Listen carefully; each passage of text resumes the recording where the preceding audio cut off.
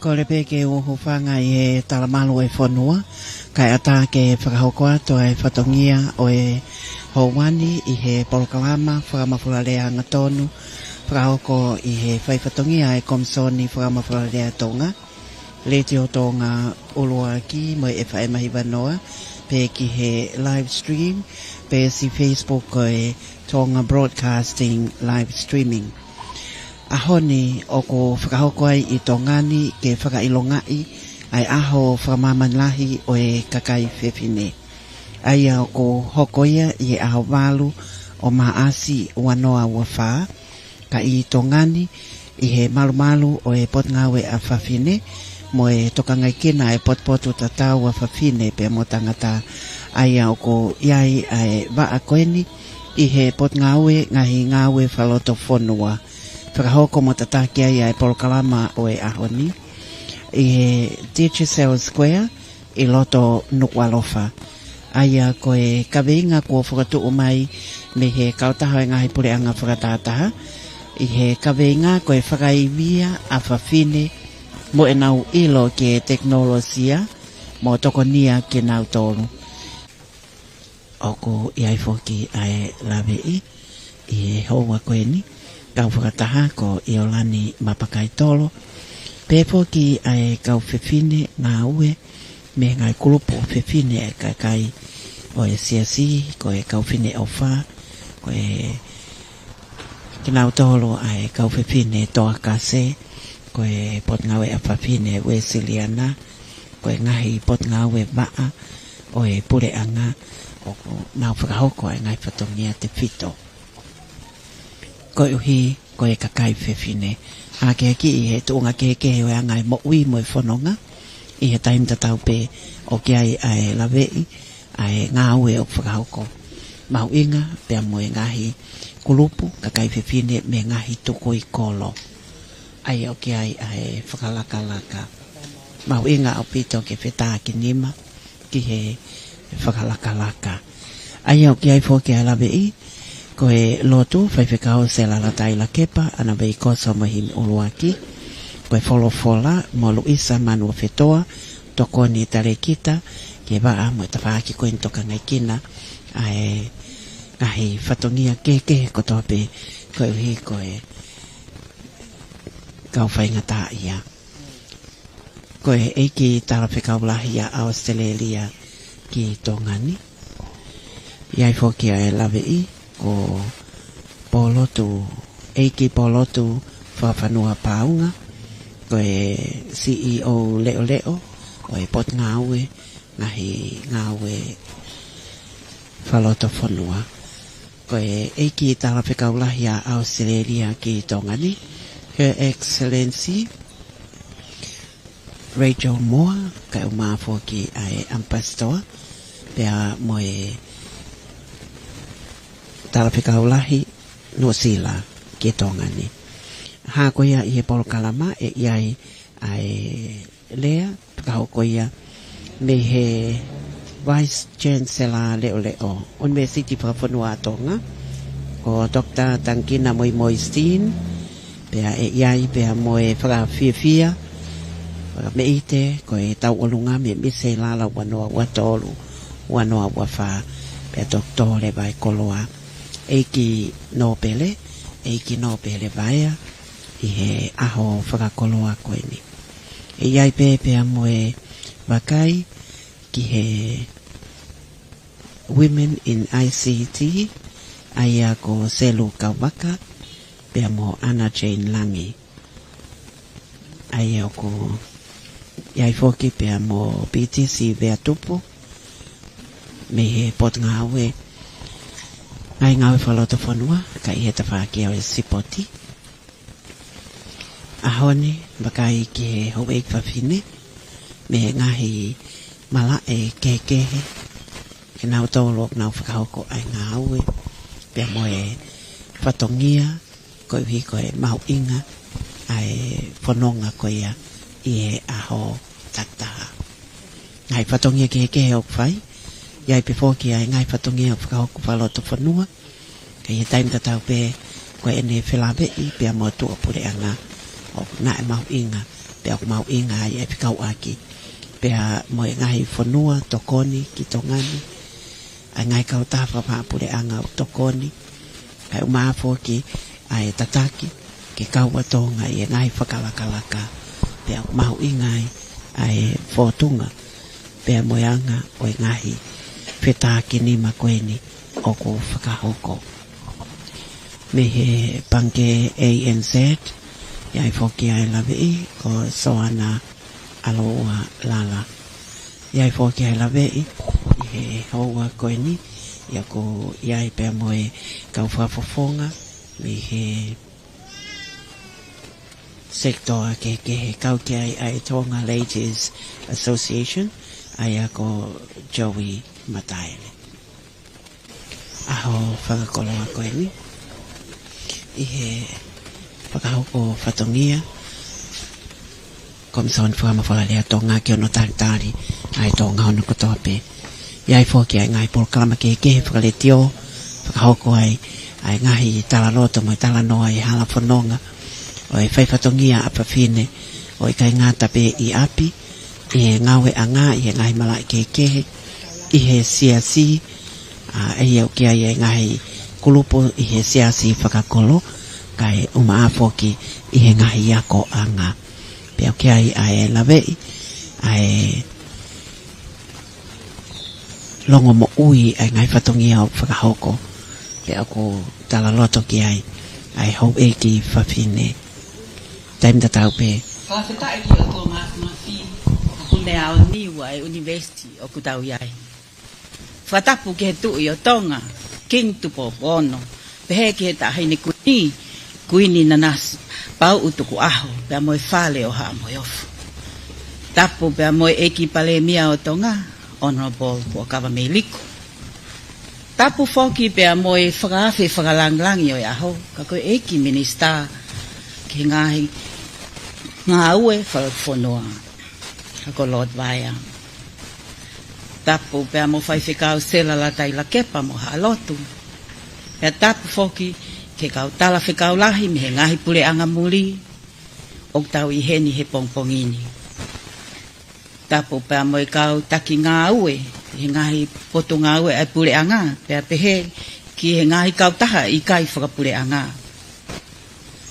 pea mo i KAKAI FEFINE ko toa pe o tongani kau whakaafi mo ki mautolu ko toa pe o ku i he techi square i he pongpongini mo ki mautolu o ku mo whanongo mai he letio mo mamata mai he television em he ope whawhetai ki eiki he ta wausia e aho mahu'ingani ka koe aho ko hono FAKA'ILONGA'I o e aho whakamamani lahi o KAKAI FEFINE ua noa ua wha o koukore pe mua ke toi ngawe aki pe ai lea whakapapalangi ko ui ka si kau whafonga me to pule anga o kutau i heni he pongpongini to the Almighty God in our midst, to His Majesty, King Tupo VI and Queen Nanasipau Tuku'aho, to the Honorable Prime Minister of Tonga, Honorable Huakawa Meiliku, the guest of honor, the Honorable Minister for Internal Affairs, Lord Vaya, Reverend Stella Latela Kepa, and members of the clergy, their excellencies and members of the diplomatic corps, representatives from government ministries and non-government organizations, not forgetting the women and girls of Tonga. Ladies and gentlemen, welcome to the 2024 International Women's Day with the theme, Build Her Skills, Invest in Women and Technology, literally translated, FAKAIVIA FAFINE, mo ENAU ilo ke TEKINOLOSIA, mo TOKONIA KINAUTOLU. My name is Sinama Fuao. I'm the Deputy CEO for Youth Development Division of the Ministry of Internal Affairs, and I will be your MC for this program. Let's begin this program with a call for prayer, which will be led by Reverend Stella Latela Kepa. Whainga malia ko inio ko whakawhi atuai, a whaiwhikau Stella Latela Kepa. Kene kātaki o tataki ai o wau lotu o pongpongini. Malo.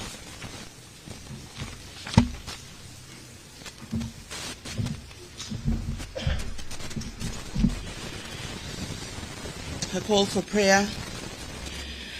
I praise you because I am fearfully and wonderfully made. Your works are wonderful. I know that full well. Te uwhawheta I kia te koe. Hono kua whangengei mo whakaofo hoku ngāuhi e. Ko ho ngāhi ngāue, ko e koto whakaofo pē.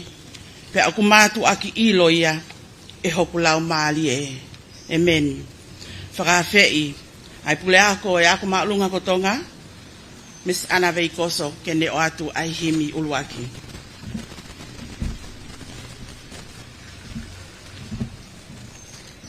Ko e wholofola himi, e ka mata aki ai o wau mahuinga o e pongpongini, ko e ono ngeau o fulu maavalu o himi, ono ua valu mo ka taki o mea hake ke tauhiwa. Si su he eiki o e mau mo'ui, a fio mai ke mau whai tupupā, te mau tau kawe ho tuu ni, mau mate aki pe ki ho hua whā.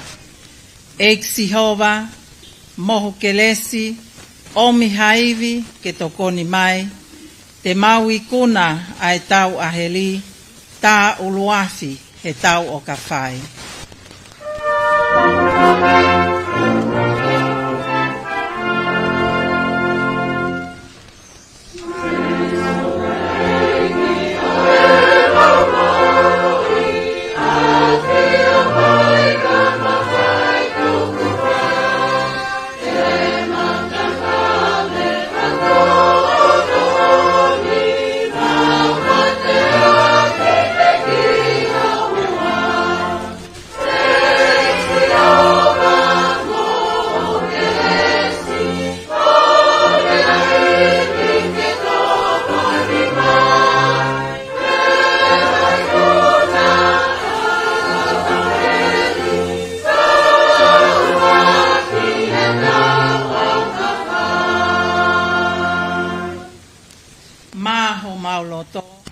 He mau manatu, taimine mole, he whai whakalusa, mei tuu tā maki, kai tau kawe atu, mā lo ne tuai, he hau anunua.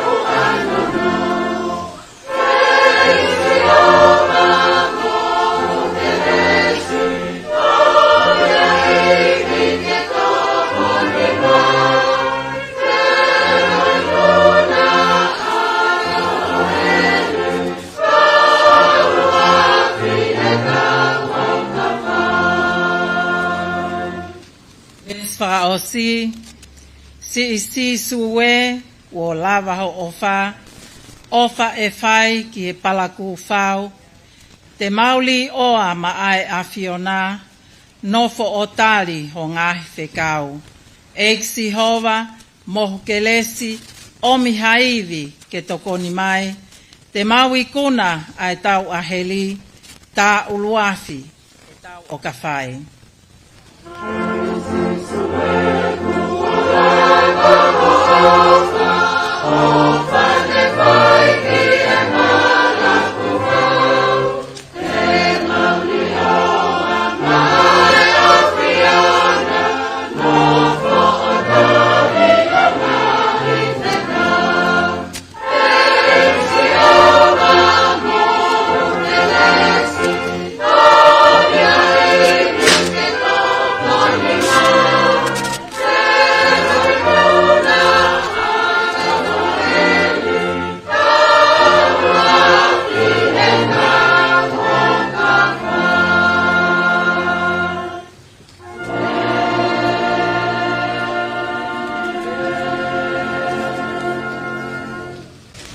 seated. I invite the Deputy CEO for Social Protection Division, Ministry of Internal Affairs, Mrs. Luisa Manofetoa, to present the Bible reading. Our Bible reading for this morning is taken from Proverbs chapter 31 in our start comments reading from verse 10 to 31. Paloveape, vahe tongo fulu mataha, aya te kamatalau, me hono hongo fulu o veisi, ki he tongo fulu mataha. Aya pehe hono whakalea. Koe wai whiwhita, ko hai tene mau. He ko hono mahu'inga, o kuhulu i he maka koloa kotoa. O whalala ke te ia ai loto o hono huse pāniti, pia i he tau whaao ke mau koloa, e ikai tene masiva. Koe lelei tene whai maana, o ikai koe kovi. I he ngahi aho kotoa o ene mo'u. O kune kumi fulfulo isipi mo whalakesi. O ne ngauhia aki hanima fie ngāue. Koe waka whakatau tofpeia. Ene omi ene mea kai me he mamao. O kune tu hake foki ke ipo uri. O tufa mea kai ki hono whamiri. Mo inasi ki ene kau FEFINE. O kune whakakau ki hakonga vao o whakatau ia. Koe paanga o kuhu mai i he ngāue a hono ni ma. O ku tō aki hango ue vaine. Ko hono no o wala koe whai mālohi. Pea o kune whakawhewheka hono ni ma. O kune sivi tāku fualelei ene whakatau. Taluai o wikai mate ene māma i he pō. Ala e hono nima koe ki he tuunga amo. Puke e hono louhii koe. Ai misini filo. Koe louhui i ai peko ia. O kune humaki atu ki he maulalo. Pea koe nima ai peko ia. O kune ala aki ki he masiva. O wikai tene mana vahe ki he sinou. Te lia hono whamiri. He oku kofu hono whamiri kotoa, aki ai mea kulokula. Oku ne ngauhi mea whakamolu maana, ai tupenuhina, moe kula, hopo uri, mo ano kofu. Ko tangata iloa hono huse pāniti, i he matani kolo. I he ne nofo moe mātua o i whonua. Oku ne ngauhi tupenu sote o whakatau, pea kune atu noo ki he kau finisia. Ko hono wala tākai, koe mo ua, moi tuunga maalunga, pea kune kata ki he aho amui. Koe to'o hono ngutu, koe kotopoto, pea na enofo ai lao ofa i hono funga elelo. O kune lama ai ngahi alunga o hono whamiri, pea ukikai tene kai, ai mea kai ai whakapiko. O kutu hake ene whanau o nau tala monu ia ki ai. Ko hono huse pāniti i foki, o ne whakamālo kia te ia o pehe. O kutoko lahi a ngahi o FEFINE kua whaifita, kā ko koe, ko ke hulu atu ia TEKINOLOSIA kotoa. Koe mata lelei, koe mea e ikai ala whalala ki ai. Pea koe hoi fua, koe mea ha molofia. Koe FEFINE o ku apasia kia sihova, ko eni ia e whakamālo ia. Tuku hano inasi, me he fua o hono ni ma, pa kene ma o whakamālo i ngahi matankolo, i ngahi mea kuone whai. Amen.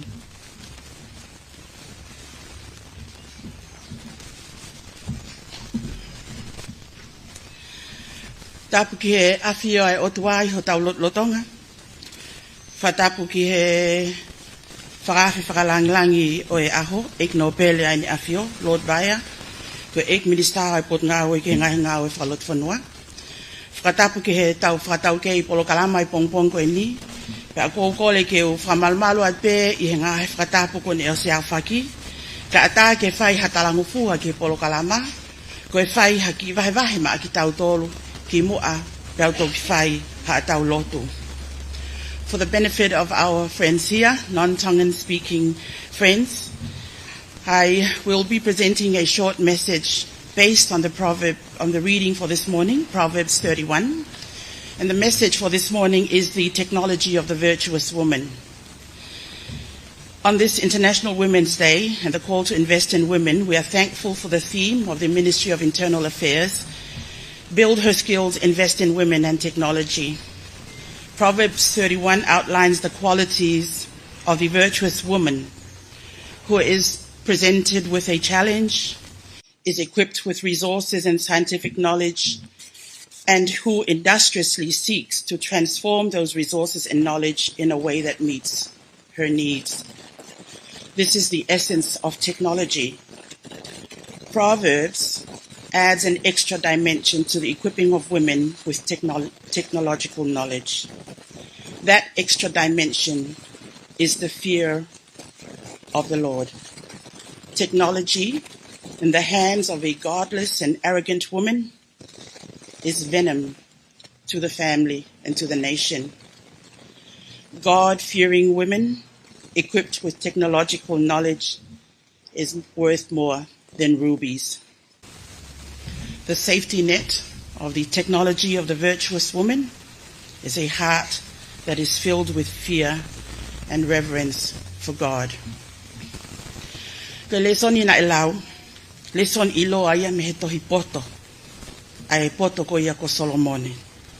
Talano aya ki he nau poto, whakapoto ni mamea mo apasia a FAFINE. Pek iloa ai ko ngā tohini koe waifi fita. Koe KAVEINGA ki he aho whakawahapule anga pe whakamamani lahi ko ia a FAFINE, ko fotu'u e POTUNGAUE. Koe KAVEINGA ke FAKAIVIA a FAFINE mo ENAU ilo ke TEKINOLOSIA mo TOKONIA KINAUTOLU. Build her skills, invest in women and technology. I he wholofola, pia mo e whakakaukau e KAVEINGA aho ko e ni, o whakotu'u atu ai whakakaukau ko e ni. Koe TEKINOLOSIA ai FEFINE fita. Ai a kapau te tau whotu haki I whakauhinga ke teknolosia. Koe teknolosia ko hono liwanga o I ilo whakasainisi ke hoko ko whaahinga me a NGAUE ke ne whakalakalaka ha NGAUE pe whiau ha whiema. Ke uhi ke NGAUE lelea teknolosia ko pau ke iaia ngahi me a koe ni uluaki ko ha palopalema pe ko ha whiema. Ua ko ha ilo whakasainisi tolu ko ha mawhai ke liwanga ai ilo whakasainisi ko ia ke ne whiau ai whiema u pe solova ai palopalema.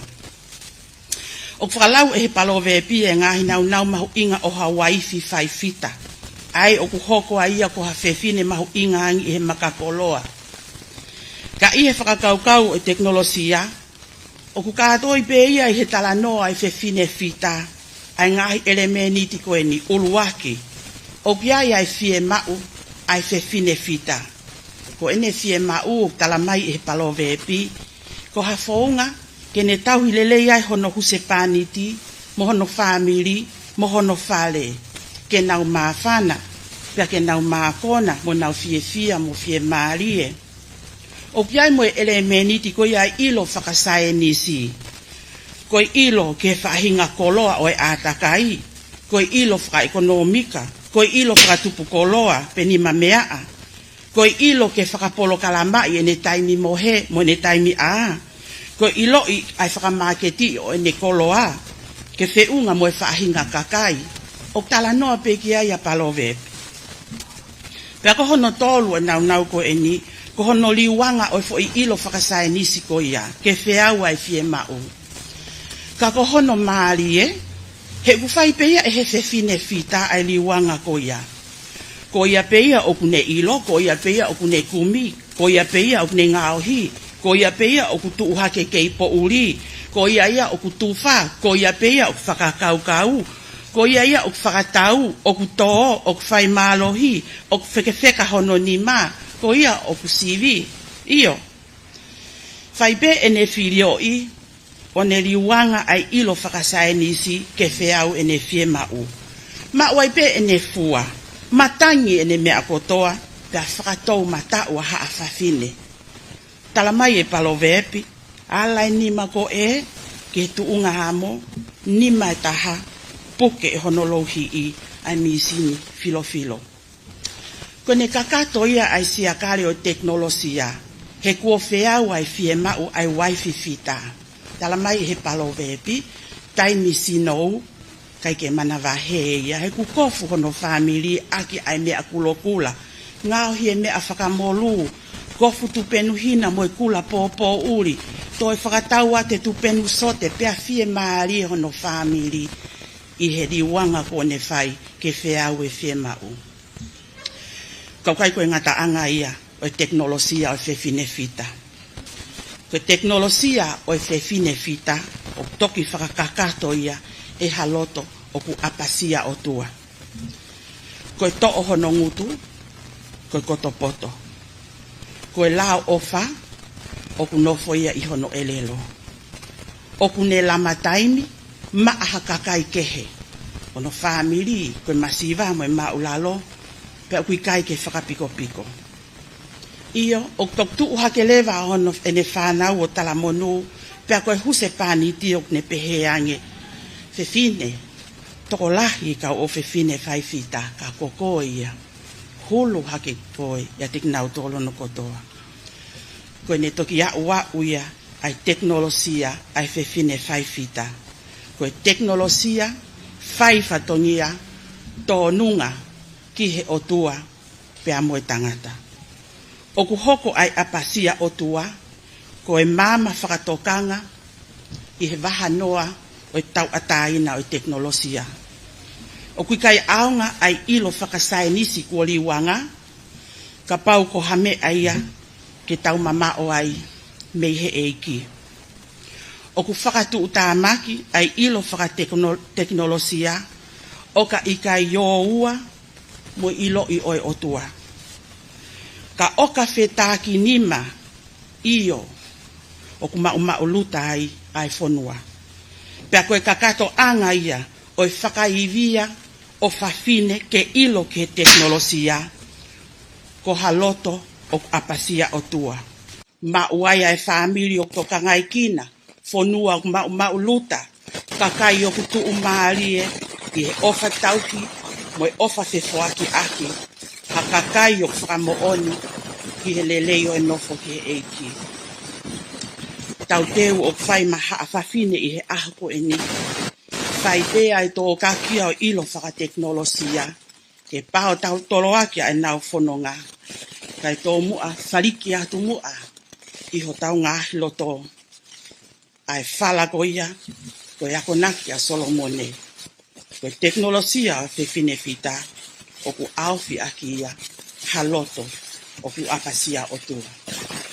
Ke tau loto. Father, we thank you so much for a country where we are free to worship you.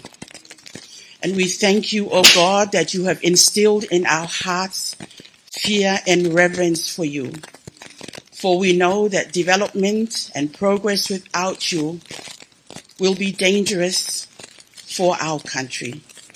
And then we thank you, O Lord, for today, where we can mark the importance of women along with other countries in the world. And their importance is for us to invest in them, our time, our money, our resources. For our investment in women is a balance of investment, and we enable our country to accelerate in progress. Tamayok mau whawheta I te koe kuhiko e ahoko eni, moha whanua o nau hake aki I a FAFINE mo tangata. Te I he ahoko eni, whailonga makeheia ma a FAFINE. Mau whawheta I koe uhi koe tataki o whai he whakaafi whakalangilangi. Ka koe eiki minista o Potungaue, I hono whakaongo ki Tonga, ha a FAFINE o mou mahu'inga. O mahu'inga, ke mau tokangai kina ki mou tolu, mo pao tolo aki ho mou ilo I he ngai tafa aki ki he kehe. FAKAIVIA ki mou tolu ho mou ngahi ngafa fatongia, ka koe tumu aki hake te mau whakailonga'i I he tauni, ai whakamama ki mautolu I he mala e whakateknolosia. I kai o tua, koe ne au au tatau ia, o e whakalakalaka ho mau whonuani, pia mākona ia e la o e whakalakalaka, pia koe ne toki lele I matangia o tua, ai unuaki whonua o ku mau whai. Pe whetaki ni mai ngahi kupu whekau aki kehe, pia tōkaki ki o mau ngahi loto, ai apasia o tua. Hou eik FAFINE o ku nau ihe whonua koe ni o tua ku mau hapai hake ki a te koe. Tuku ke hoko ai aho koe ni, koe aho o ku mau honga I ai, ki he awhiona, I he whakanau mo e whakateunga ko ke whai maa ki mau tolu. Pea mo e tau ataina mo e whainga maarie ke mau whetaki nima, ke pao tolo aki ai mau ngahi mo ui. O oua na a mau whaia ke mau tuu maarie ai, ka mau whaia, uluaki, ke lang ia e awhiona, ua, ke mau hake aki I ai kau ngā whanonga I he whanuani. Tāpua ki mai ai ne awhio, tai ne kuini mo e whaleo haa mo he ofo. Tāpua ki ai hou eiki o e whanua. Tāpua ki I eiki minista whakalangi. Ka maasi o mau ngahi kau ngā mea koe kau tala whekau me ngahi whanua kau ngā api. Pea pehe fok o tua ki he POTUNGAUE, ke haa taula eiki, ka maai hou eiki FAFINE mo ngahi kulupu kehe o nau whafofonga I mai. Tuku ke hoko ai aho koe ni, koe aho ku mau whakalaulau loto ai ke awhiona, ka mau whakakau ai, whatongia lelei o ke tuku a te mau tolu, koe mau unuaki ai whanua, ke lang ia ai awhiona, I he tapahanu kotoa te. Kaua o tua he lot vai o ku mau whai, mau kore ngai me anon kotoa te, e huafa sisu kalaisi o alo, ka fo mau whamo ui. Amen.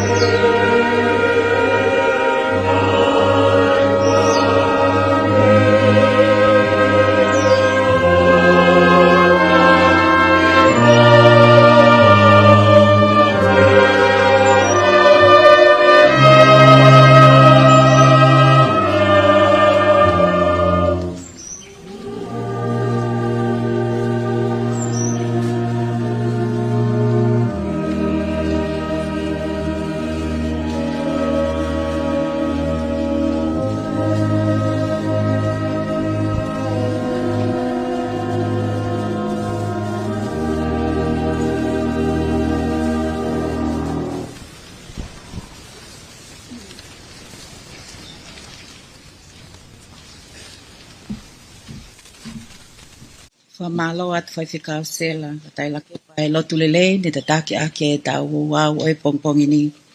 This time I would like to invite the Acting CEO for Internal Affairs, Mrs. Akanesi Polo to Whawhanua Paunga, to deliver the welcoming remarks. Whawhai atu hene ai kule leo, kule lahi leo ai Potungaue, ke NGAAHI FAKALOTOFONUA, polo tu paunga ke ne me mai ki moani o whakahoko e tau lea tautali. Malo.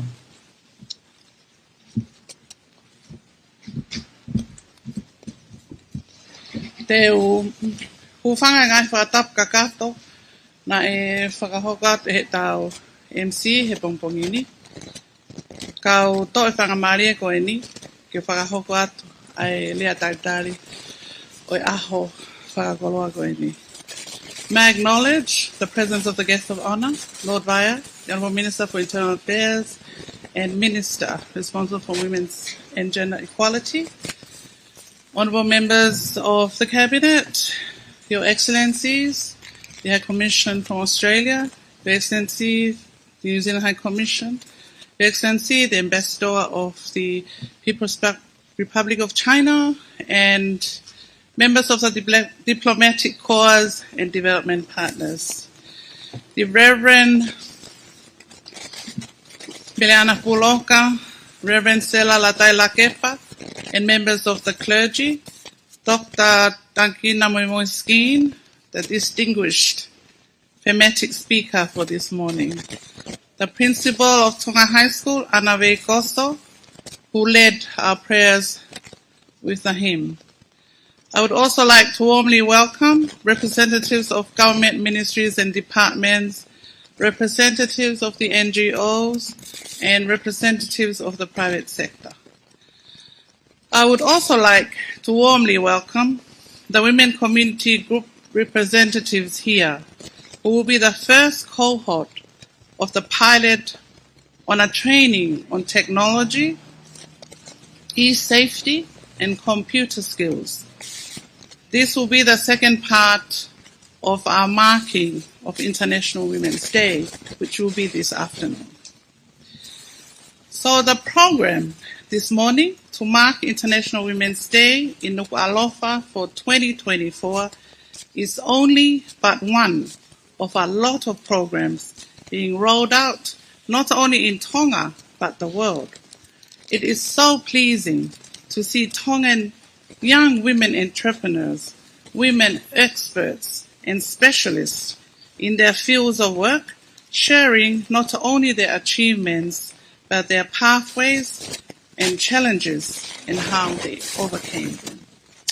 You can't help but be very, very proud reading on this through the social media. The theme for this year's International Women's Day aligns with what is celebrated at the global level. So the theme this year, as you've heard, is Build Her Skills, Invest in Women and Technology. Peko KAVEINGA, HONO FAKATONGA, FAKAIVIA, FAFINE, mo ENAU ilo ke TEKINOLOSIA, mo TOKONIA KINAUTOLU. Ko KAVEINGA ko eni ho eik mo kainga, ko ngā unu FAKAMAMANI LAHI pia pehefo ki tongani. Ai NGAUE ke TOKONIA e tau whanau FEFINE, he ako, pia pehe ke kau FEFINE, he NGAUE anga, o au ke kau FEFINE, NGAUE whakalakalaka mi api. Ki he NGAUE aki, o e teknolosia, o kau kiai a interneti, telefoni, pia pehe ke kompiuta.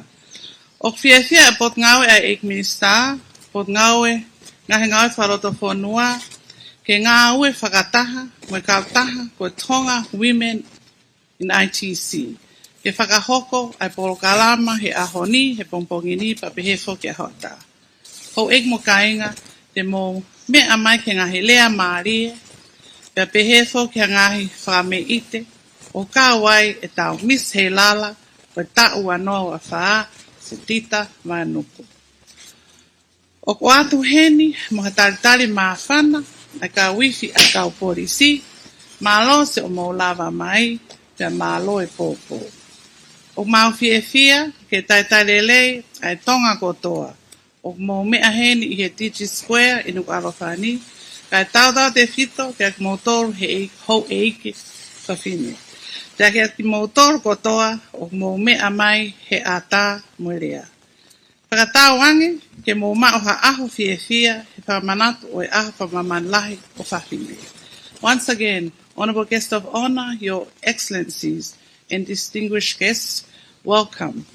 Malo.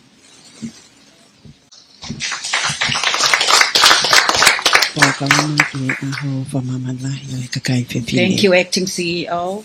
Our next item on the agenda is a speech by Dr. Tangina Moimoi, and she will be speaking on the theme, Build Her Skills, Invest in Women and Technology. Dr. Steen is the Acting Vice Chancellor of the Tonga's National University. So, ladies and gentlemen, please welcome Dr. Tangina Moimoi.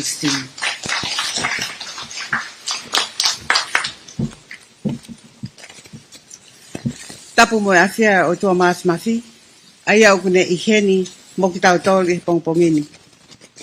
Whatapu atu ke whakawhi whakalangilangi, Lord Vaea, ko eki minista e POTUNGAUE ke ngahi NGAUE FAKALOTOFONUA. Te hufanga atu he ngahi whakatapu kutope ko osuna whai, ka ata moau ke hoko atu ai POLOKALAMA o e ahoni. O koutou mui atu kua whakamalo ke o tua i ne whakahoko lele ai tau amanaki, o tawa usia mai ai ahono FAKA'ILONGA'I o e aho MAHU'INGA ko e ni. Ko e ofa ata pe ai o tua pe au tau whakawhitai ai. Whamalo atu mo loto hounga mo oni ke whakakoloa ko te lava ai. Ke ukau hono tālanga i o KAVEINGA MAHU'INGA ko e ni. Neongo au tokolahi pe a KINAUTOLU nau whiunga ange mo i tuunga ko e ni. Pe mo oni lea tonga ke henga tonga lahi na fie wholaua kai ki te noa ai ki motu ko e ua. Ko tau mua e aho, ke FAKAIVIA a FAFINE mo ne ilo ke TEKINOLOSIA mo TOKONIA KINAUTOLU. Build her skills, invest in women and technology. I he lau e FEFINE iloa i he mala e teknolosia o kompiuta ko Grace Hopper, aia na ne whaua ngahi rea ko ia o ase kompiuta ko computer bug, debugging, ngahi rea ko e rea ia ke palo palema whekau aki mo whakapolokalama o kompiuta, nane pehe ai. A ship in port is safe, but that is not what ships are for. Sail out to sea and do new things. Koe waka i he taulanga o kumaluia, ka ko ikai koe wheitu upe ia ke iai ai waka. Whaafolau atue ki tahi o whakahoko ai hangahi mea fo'ou. Koe malae o e teknolosia o mahino au pito e whakakaukau toko lahi o tau whonuani, koe malae pe ia a kakai tangata. Koe? I he tohi kakai, koe ia koutu pe o ilo e pehe eiti whakalangilangi. O pehe kakai tangata koe nau mea pe anau to. I he tohi kakai a Tonga he wanoa wataha pe koe population and housing census, koe pesete ni mataha toko lahi kakai FEFINE pe a pesete whahiva koe toko lahi a kakai tangata. Toko hivango fulu ma nima tangata ki he toko te au kakai FEFINE ko toa pe. Ki lakasi pe toko lahi kakai FEFINE i tongani. Koe pesete e walu hiva o ngahi api i tongani o nau ngaue ake interneti. O whahoko ia o whai akia a telefoni to o pe koe mobile phones. Koe pesete ni matolu a kakai FEFINE ta o hongo fulu pe maalunga ange ai, o ku nau, o ku ia e nau telefoni to o, pe koe mobile a phone ownership. Koe pesete pe e whaafitu a kakai tangata o nau mao e nau telefoni. I hono whakahoa ke ngaue ake telefoni to o, pe koe mobile phone usage, ne toko lahi ange ngaue aki he kakai FEFINE pesetia ni mawha, ke kakai tangata pesete whaono. O kumahino mai me he whikani a lahi ange ma o telefoni to a kakai FEFINE, pea pehe foki ki he lahi ange e nau ngaue aki. Mei hoa tatau pe ownership a ma o telefoni, pea mo usage ngaue ake telefoni. Koe lahi taha. Koe lahi taha ngaue aki koe social media. Pagutaki ai ano ngaue ake Facebooka. Koia, kua awene a FEFINE Tonga ia ke he ilo ki hono ngaue ake o teknolosia pe koe mobile phones. Koe ki teknolosia pe te tau ngaue ake aho ni. Koe whekau e aho ni ke tokonia mo whakaivia kinautolu. Ka koe whehu I, koe ha e ta mea e whai ke tokonia mo whakaivia ha FEFINE ke tupu laki pea tuu ki mua a FAFINE I he malae koe ne teknolosia. Koe fuafua FEFINE palofesa I he University of Toronto I Canada. Koe FEFINE ko Ursula Franklin.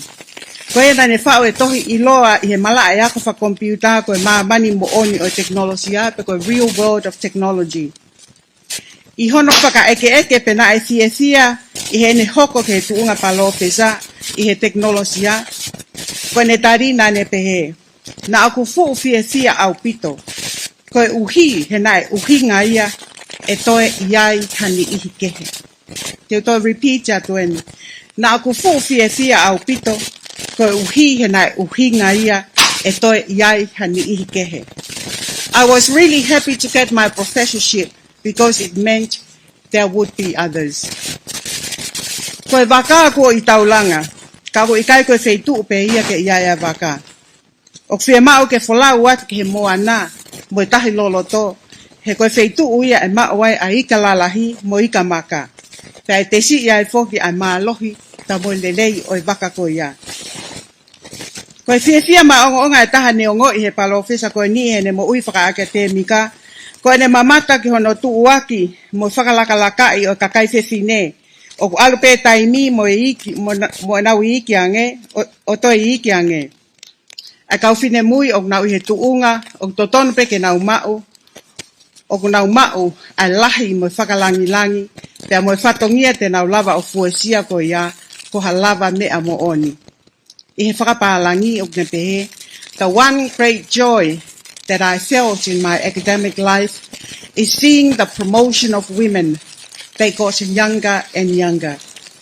To see young women who have a life ahead of them be in a position that they deserve, that they have the scope and the recognition and the responsibility they could carry, that is real achievement. Kua lava mea mo onia. Kua tokolahe a kakai FEFINE ko lava mea I ngahi malae kehe o ikai koe teknolosia pe. Pea koe whakaloto lahe o aho ni kia TATAU kakai FEFINE. O totonu ke hoko e lava mea ai FEFINE ko toa pe, ko hono wei pe ko inspire, te whakaloto lahi, encourage, ki hataha kehe, ke kau mai, o feel included. Ko ha FEFINE o whehohoa naki, mo whetai ake hono loto mo hono lau maarie, o hange ia ha vai tafe o tafe maalohi mai. Ha feitu upe te ne whakahoko whatongi ai, ko ne mateu mo oni ke ne whakahoko toko taha pe ngā weni, te whakahoko ia muha toko lahi. Ko ia haa FEFINE, kua tau o siau ki tau tolu ke malae o teknolosia. Te mo ngahe malae kehe, pēna e taku I he kuohiri, o ku ikai tuha ia mo ki taua. Tau whepopo waki maalohi ai. Tau whetokoni aki ai. I he hāfua atu ai tau NGAUE lava mea, ke hoko ia koe whakaloto lahi he kau ngā whanonga a FAFINE. Mo ne lau a Eleanor Roosevelt, a woman is like a tea bag. You can't tell how strong she is until you put her in hot water. Koe FEFINE o kwangeha ki te ketiti. E kai ke lava tala no mālohi, ka oua ko ke tuku atu ia he vaivela. Tau tokonia mo FAKAIVIA a FAFINE, mo ene ilo ke he teknolosia ka tau ilo lelei a no mālohi, mo mea o nau malava o whakahoko lelei. Koe tau mua o kuuki he aho whakamamani lahi o kakai FEFINE, ua noa ua whaa, koe tāti e kina whakakātoa, inspire inclusion. Ke whakatu o whakakātoa, ha mamani o kulahi ange, mo kau kātoa ma ai hou eki FAFINE. I he taime o tau we ia e ni ihi ke he ke mahino ke TEKINOLOSIA mo nau MAHU'INGA ia, I hono whakakau, I he whakakau mai ai hou eki FAFINE, o tau langa ai ha mamani o plele yange. Te hei e taime o tau we iai ai ho eki FAFINE, ke whakakau KINAUTOLU I he langani, o iai hao ngoi o nau kau mai, MAHU'INGA te mo FAKAIVIA. When we inspire others to understand and value women's inclusion, we forge a better world. And when women themselves are inspired to be included, there is a sense of belonging, relevance and empowerment. Ka e lava lelei eni o ka pau e mālohi a e tau tui i he tokoni mai a eiki. E malava noa e ngahi whakaamu a hota loto. Pea tene tofa mai a hala mo founga ki whahoko aki ho tau tokonia mo tau FAKAIVIA. O kou tala monu atu pea mo lotu eiki whakaata ka langilangi lotu vaea. Pea mo ho POTUNGAUE. I ono tokanga i kina haa FEFINE i ho tau fonua. Pea mo ngahi NGAUE lahi ko nau whakahoko. Tala monu atu pea teki mo tolo ono kotoa pe. O whake tau mau ha wike lelei. Mono ngahi polokalama ko whakotutu ke whakamanatua aki ai aho whakamamani lahi o KAKAI FEFINE. Lewe lewa whakauha kau tatau atu.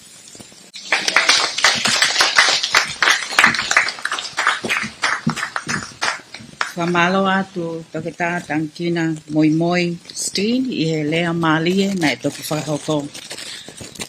Koe tai mini te tau hoko atu lewa ki he polokalama hoko, pea koe fo i tau olunga ia ai Miss Heilala o e tauni. Sitita Hamilton Vaenuku, te teo mai. Ladies and gentlemen, our next item is a solo dance. And this will be performed by our current Miss Heilala, Miss Sitita Hamilton Vaenuku. Oku ata lelei te koe whakapale malo. Aia koe taingini ia, amanaki hoko atu, koe whawhiawhia, koe aho whamamana o KAKAI FEFINE, whakahoko e ni loto Nuku'alofa i he Digicel Square.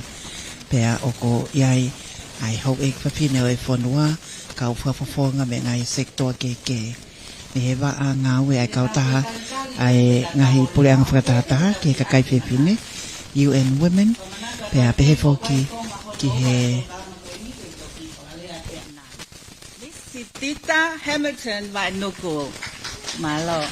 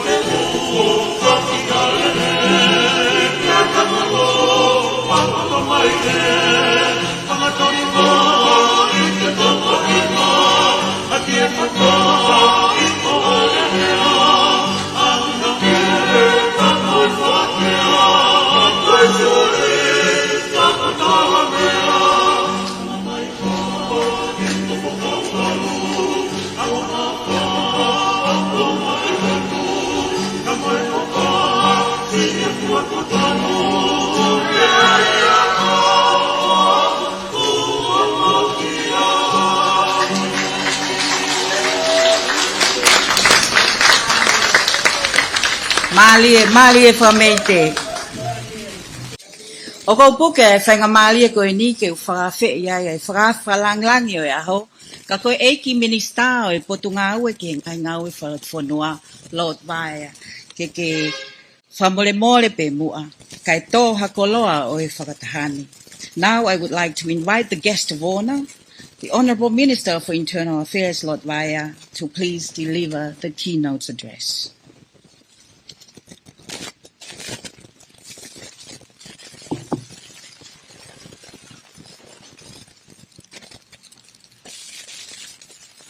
Kore ke u whatapu heni mai. Kai tolu o tua, ku he tauroro tongani. Whatapu atu ki he NGAAHI. Po uono ka maa taine kuini. Whatapu atu ki he whare o mohe o fo. Whatapu atu pe moe tamaprinis kalauni. Dapat pe moe ho eke o fonua. Dapat pe moe e paremia Tonga. Pai fotap mawahe heni ki he whafonga o tapu ka HONO tu sitei. Dapat pe muha matapure. Pai fotap mawahe heni ki he foi ficau sela tai la kepa kau ma reana ploka pe mo hata glot kota batu kia Rachel Moa ko tala ficau la he seria kota batu ke Howard ko tala ficau la he musila kau mai to kon tala ficau la o e Republika o KAKAI o Siaina. Tapu ki he CEO o Investi, to ta Kane, o e whatap mawahe atu ki he Kuriako e Tongahai, ana Reikoso. Tapu atu ki he Potungaue CEO acting, e Potungaue ngai o Polokalama, Polot paunga. Pea wate whatap ki hawai FAFINE. O mo mea heni ahon. Ko inga ko hono whamanatu. O aho o hawai FAFINE. Ko whatap mawahe atu ki he Miss Tonga, Miss Wainuk, ki he tau olunga na tau wakai ki ai. Ko misen me ewa, umari e whatu pe moe whau. Taku ki whihala lahi ai tokona e umai he CEO ko Investi, o pehe ukhange kakai FEFINE aki taunga ti. Taim uri ai ke wai mawhana, ka haa mai ai hono lanu. Ke he aho ni hono ai ewa. Mari ewa. O whonga le rei pe ewa mi kamata. Hau ke ni os. Nakai teori ha wai mawhana.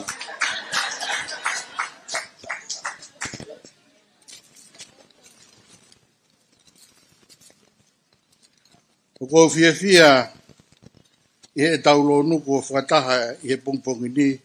O whakoloa en. I hono whakailonga'i e aho whamaman la.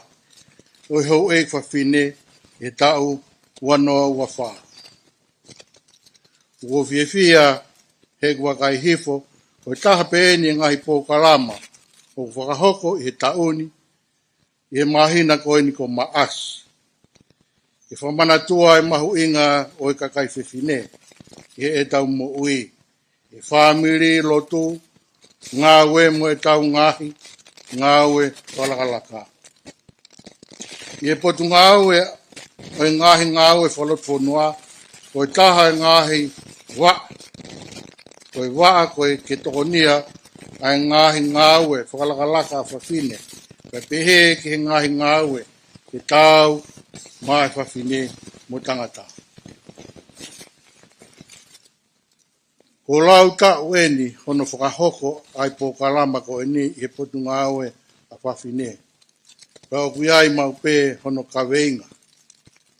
Pe tauni KAVEINGA ke FAKAIVIA a FEFINE mo ENAU ilo i TEKINOLOSIA mo TOKONIA KINAUTOLU pe ko hono whakapitania build her skills, invest in women and technology. Pe POLOKALAMA e tauni o ko ngaua. Ko e tau lotu whawhetai he pongpongeni mo yako kompiuta mai ngahi taki e kulu kakai FEFINE e toko whānoa. E hoko atu ia e hoa hoa tā o ahon. Ko kore ke u whakahoko atu ai toi ngai kurea i here whabitania o hi o si kau whaafe o kuikai ke nau mahino e tau rea. Last year I had the opportunity to lead the Tonga delegation to the 67th session of the Commission on the Status of Women, where the review theme was, I quote, Innovation in Technological Change and Education in a Digital Age for Achieving Gender Equality and the Empowerment of all women and girls.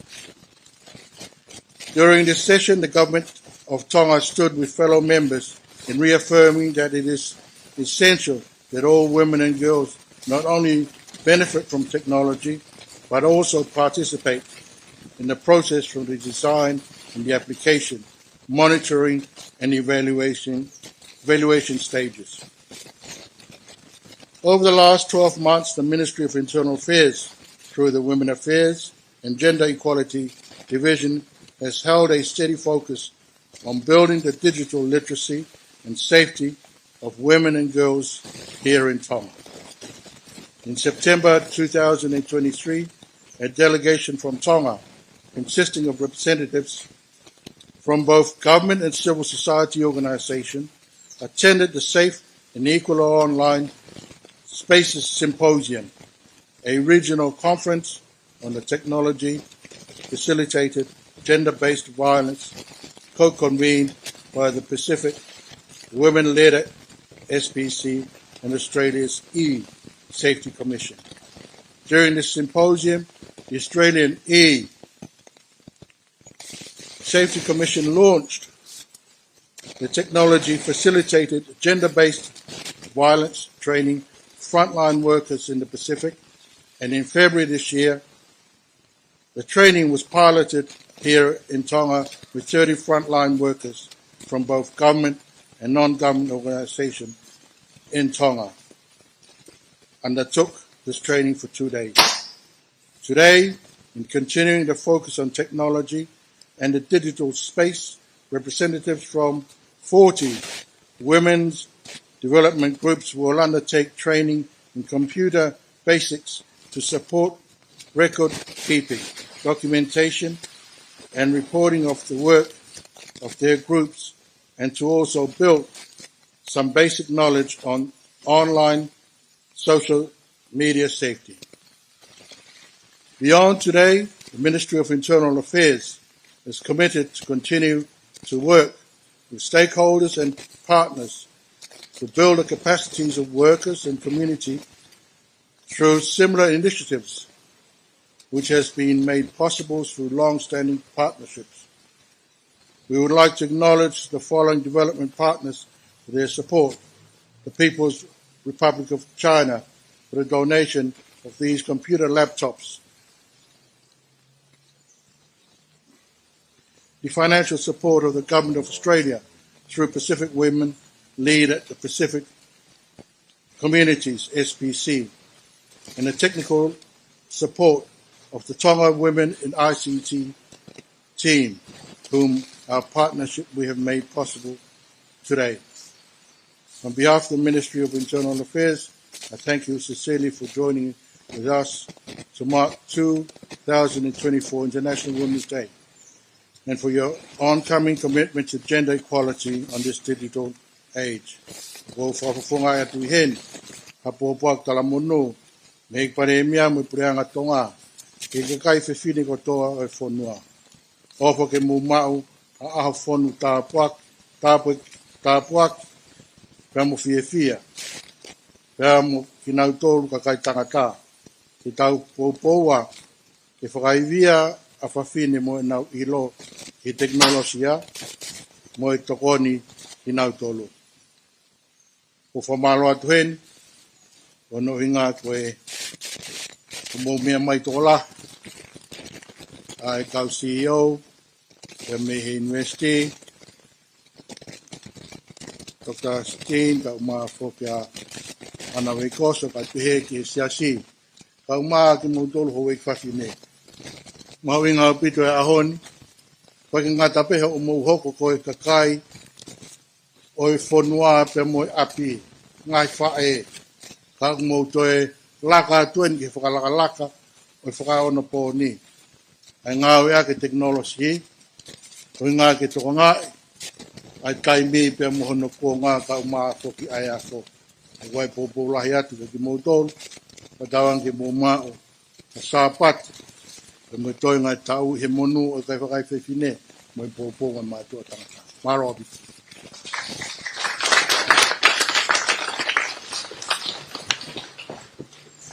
Malo ato ai te ki he eki minista e POTUNGAUE ki ngai NGAUE whakafonua lot waia I he whakakoloa ko tō pe me whaituna ko tui koe tāpua ki lahi ki he toa taha ko toa pe o ku I he pongpongini. Tau hoka tu lewa ki he POLOKALAMA hana hoko ko ki fo I video no weni pe e whakahoko ia e selu kauwaka ko e toa taha koe ni o ku koe founder ia o e Tonga Women in ICT Pea mo ana Jane Langi, ko e Family Protection Act Coordinator ni ai waa NGAUE ko ni ki he VAHEVAHE TATAU a FEFINE mo tangata I he mia. The next item is a short video presentation, and this will be conducted by Ms. Selu Kawaka. She's the founder of Tonga Women in ICT, as well as Miss Jane Langi, and she's the Family Protection Act Coordinator of the Women's Affairs and Gender Division of the Ministry of Internal Affairs. Malo, hope you enjoy.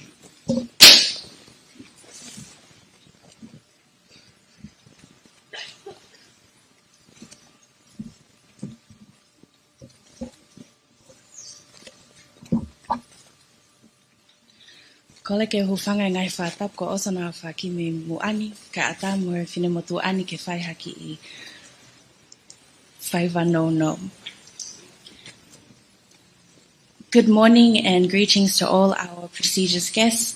We thank you for the opportunity today to present a short presentation. When I introduced this in Tongan, I called it a piece, a performance, because in reality, it is a poetry performance. This video was a collaboration between Selu Kawaka and the Tongan Women in ICT, as well as with the Women Affairs and Gender Equality Division, as our gracious MC has mentioned. And it was inspired by the stories of the women in STEM. Unfortunately, we're having a few technical difficulties. Just give us a moment, please.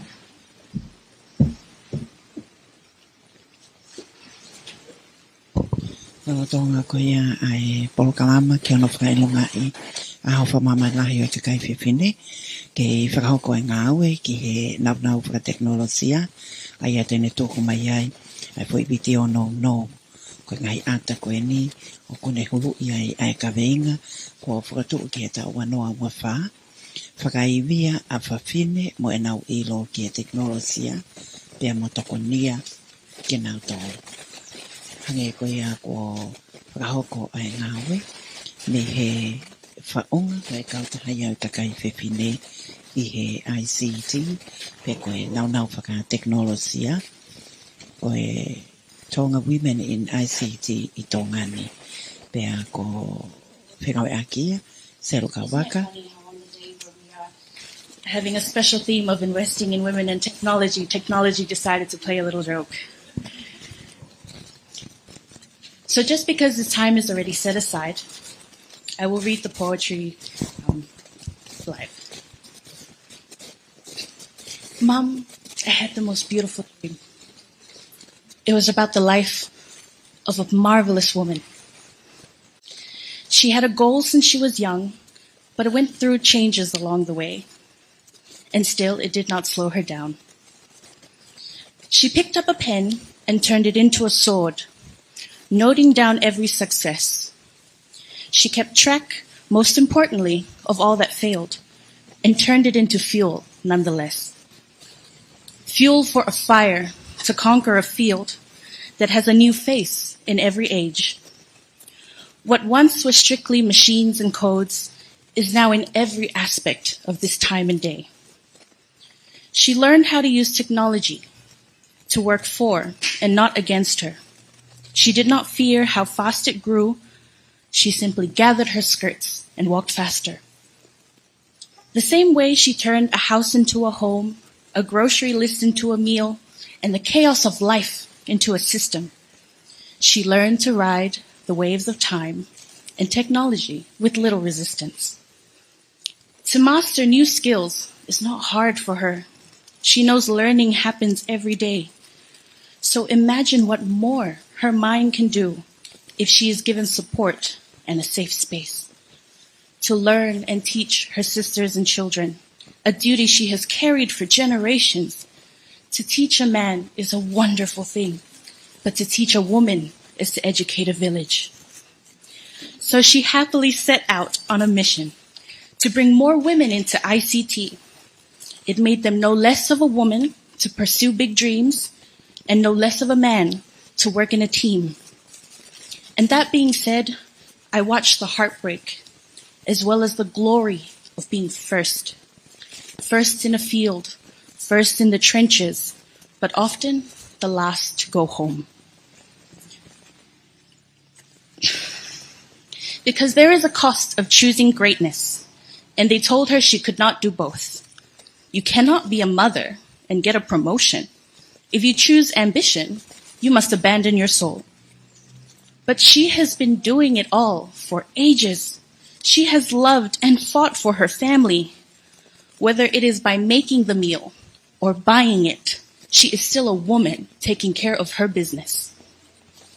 She navigated life and found her balance, both praying and providing. And they are just mad that she can do this more efficiently, thanks to the opportunities in technology. What a dream it was, Mom, until I remembered that this is actually a reality. Thank you to all the women in STEM for showing us the endless possibilities. Malo apita.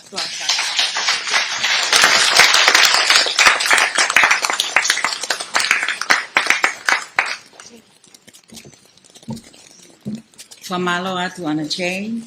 Koe tau item hoko lewa koe tau ki entertainment. Pea whahoko ia e pitisi. Vea tupu pea me he waa koe ni o e sipoti me POTUNGAUE pe. The next item is another entertainment, and this will be performed by Miss BDC Vertupu from the Sports Development Division.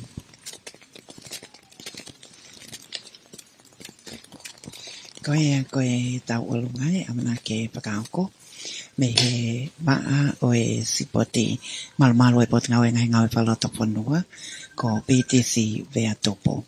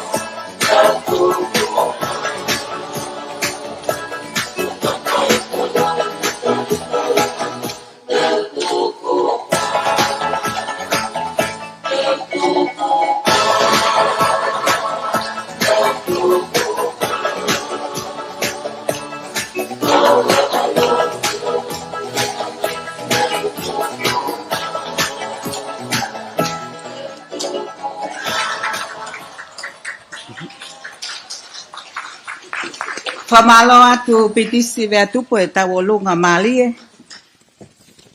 Tau hoko atu lewa ki he tau lea whamalo. Tau kou whawhi atu heni. A makelesi kioa, ko makelesi, ko principal program officer ia, pa ko pule ia, I he tawhaaki ko eni, he vahevahe tatau, a FEFINE mo tangata, I he POTUNGAUE ki NGAAHI FAKALOTOFONUA. Makelesi.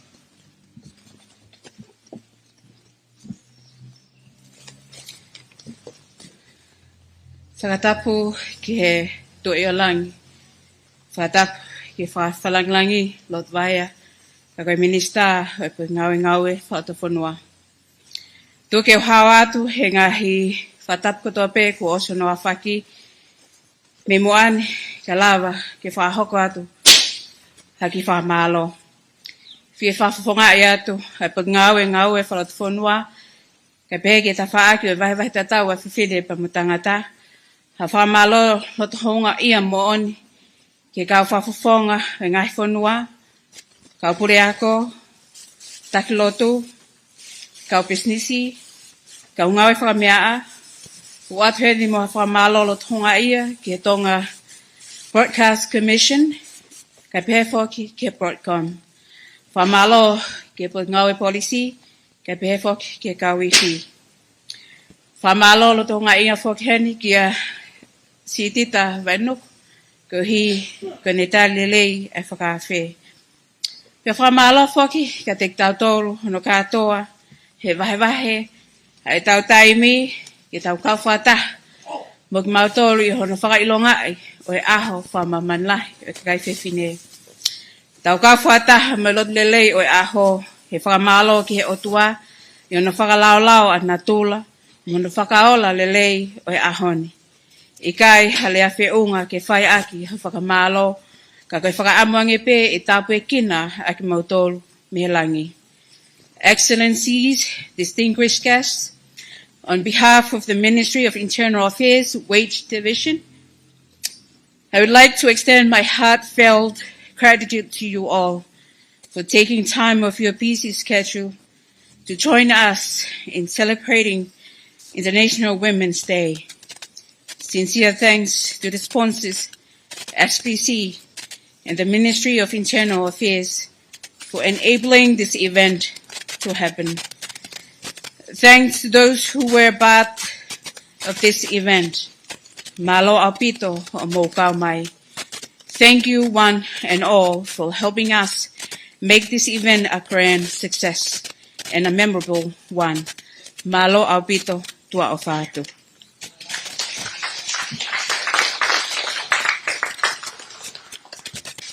Thank you, Makelesi. And now we come to the very end of our program. And may I please invite Reverend Stella Latailakepa to please deliver the benediction and blessing of our refreshment that comes after this, my Lord.